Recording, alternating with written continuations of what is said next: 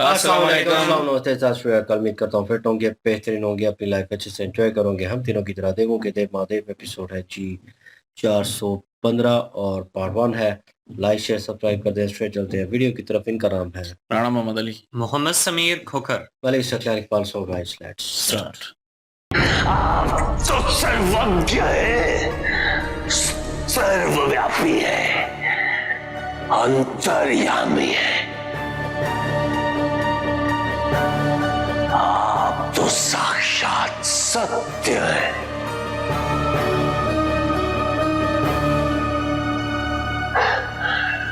तो फिर सत्य कहने में आपको संकोच क्यों?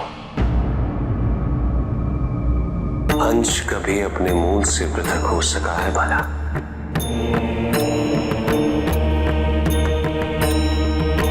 तुम अपने क्रोध में इस महीन तथ्य से पृथक हो गए जलंधर।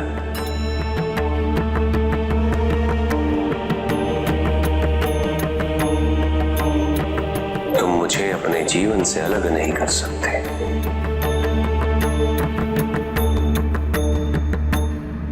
और ना ही मैं कभी तुमसे बिलग रहा हूं। और जो प्रश्न तुमने मुझसे किए उनका उत्तर तुम्हें मेरे इन प्रश्नों से प्राप्त होगा।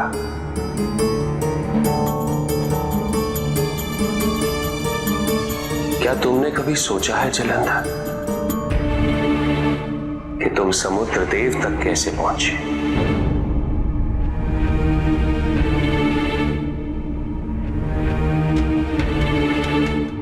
और वहीं तुम्हें मत्स्यकन्या की ममता कैसे प्राप्त हुई? तुम्हारी माता की मृत्यु के पश्चात वहां स्वयं शुक्राचार्य कैसे प्रकट हुए?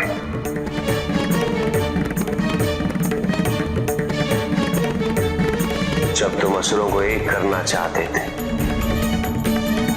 तो वहां कर्क क्यों और कैसे उपस्थित हो गए?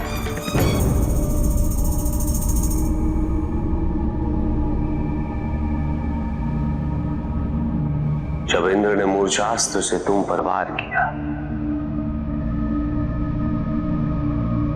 तो वहां वृंदा कैसे पहुंच गई थी?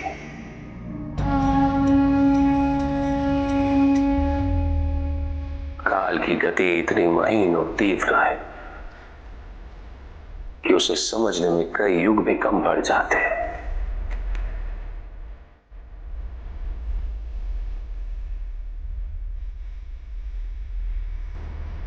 तुम अकेले कभी नहीं थे जनाता।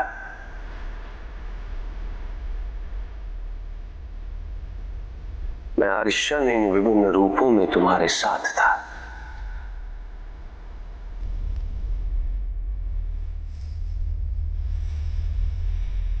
इन्हीं रूपों के माध्यम से मैंने तुम्हारा मार्गदर्शन करने का प्रयास भी किया।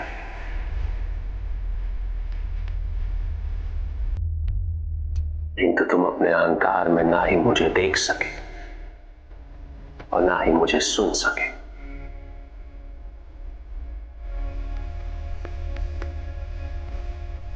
किंतु मैंने तब भी तुम्हें अकेला नहीं छोड़ा। तुम्हारे सभी घाव, सारे कष्ट मैंने भी सहे हैं जलंधर। तुम्हारे शीर्ष पर हाथ रखने की कभी आवश्यकता ही नहीं थी, क्योंकि मैंने तुम्हें अपनी गोद से उतारा ही नहीं।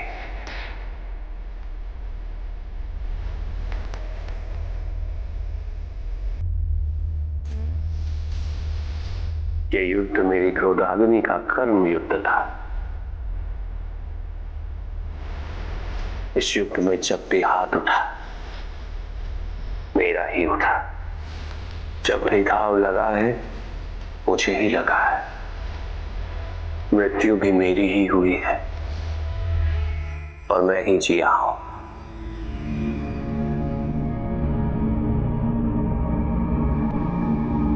तुम्हारे शरीर से भी रक्त बनकर मैं ही प्रवाहित होता रहा हूं। मैं हूं पर मैं नहीं हूं। जो नहीं है, मैं वही हूं।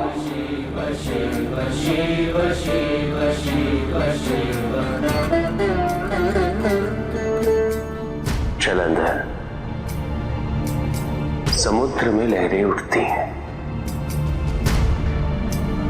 उन लहरों के भी अपने सुख और दुख होते हैं,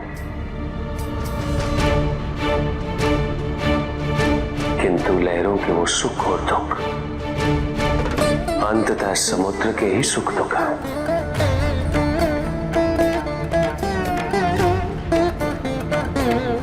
लहरें कभी भी समुद्र से पृथक नहीं होती, किंतु लहरें समुद्र का अंश होती हैं,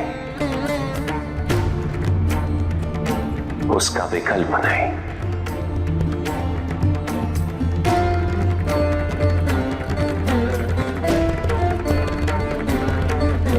अंश का मूल में समाहित होने का समय आ गया है जलंधर। ध्यान से देखो, तुम्हारे पूर्ण होने का समय आ गया है। ये तुम्हारा अंत नहीं, ये मेरे अंश की एक नई यात्रा का आरंभ है।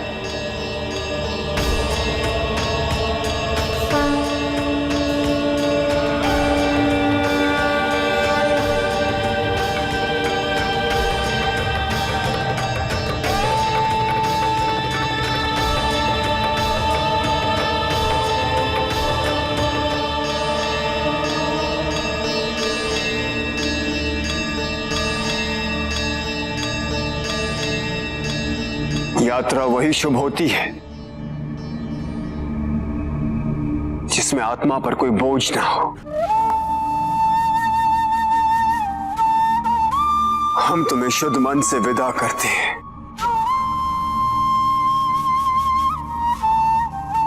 जाओ अंश, पूर्ण की ओर प्रस्थान करो।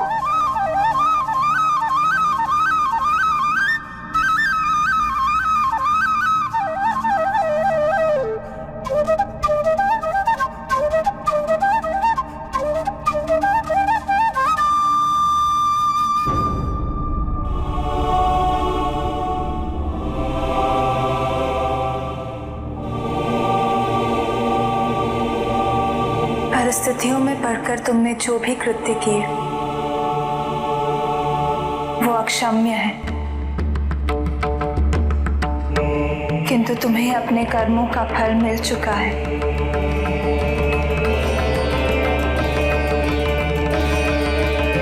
और फल मिलने के पश्चात कैसा भी अपराध मिट जाता है।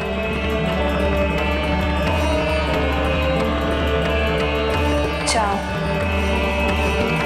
अपनी जय यात्रा आरंभ करो जलंधर।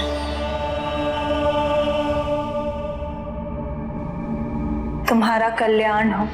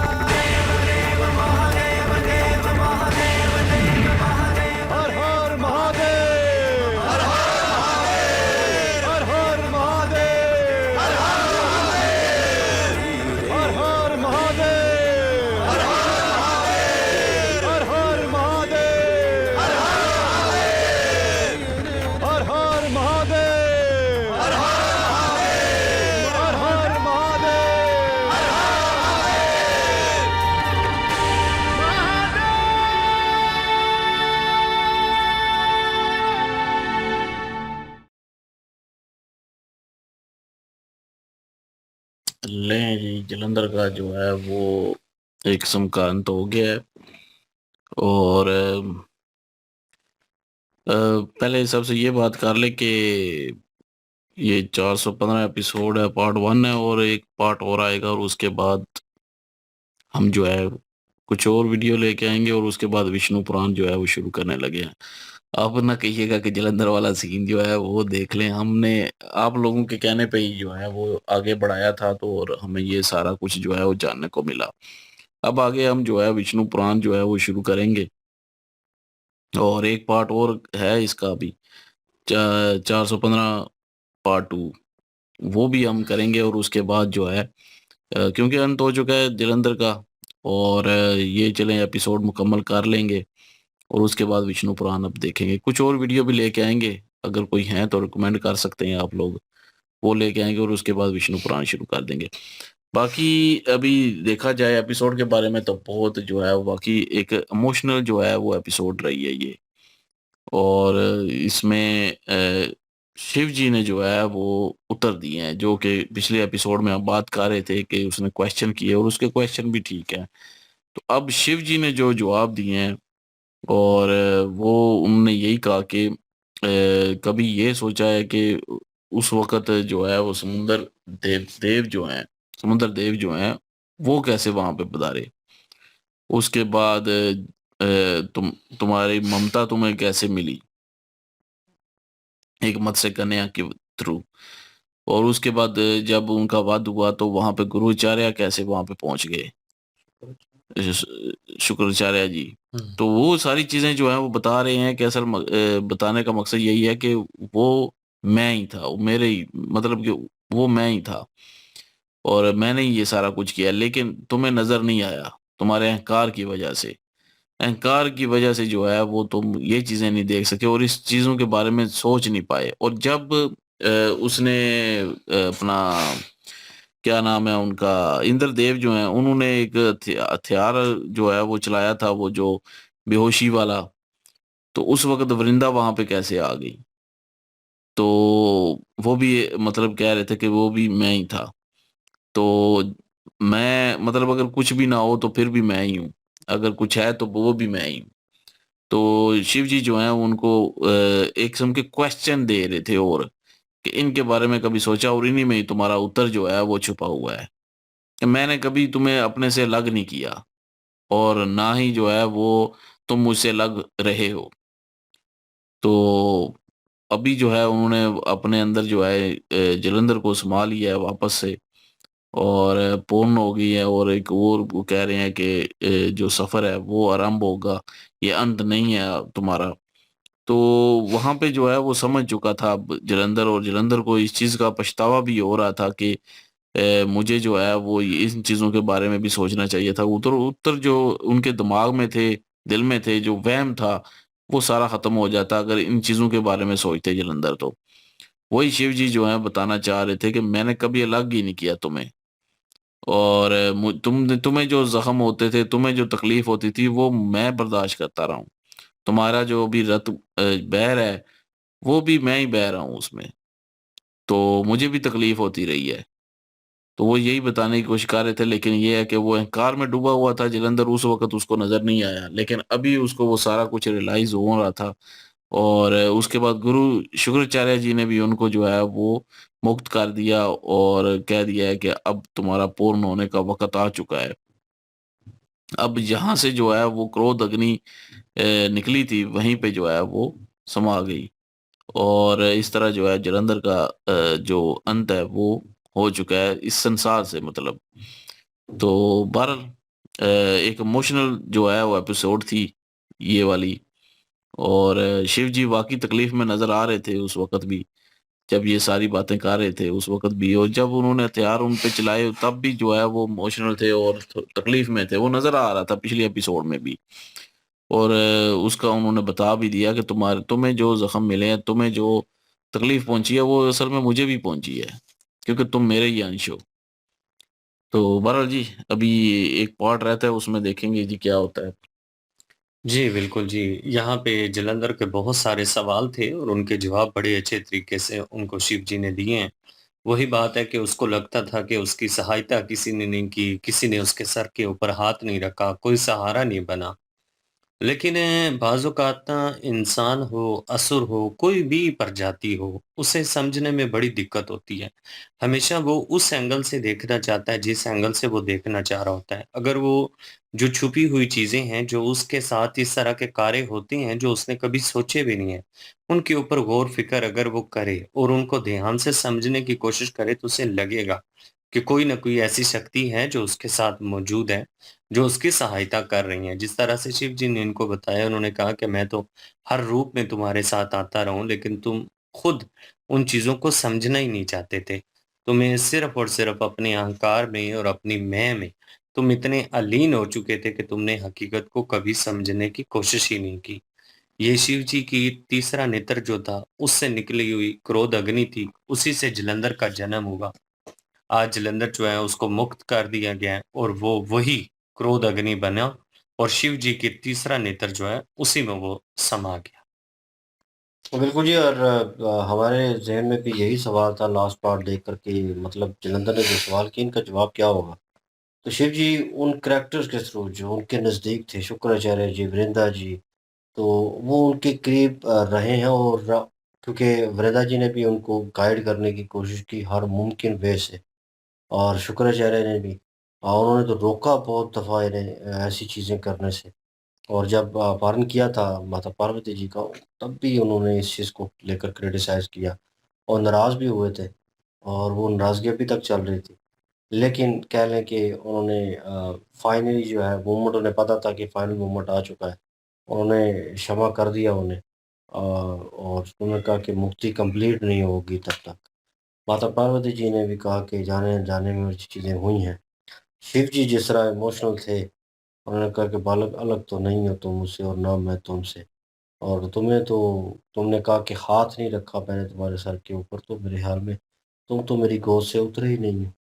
तुम तो मेरे लिए वही बच्चे हो अभी भी, और मैंने जो बच्चा नहीं चल सकता उसे गोद में ही उठाया होता, तो वही अभी तक वैसे बच्चे हो।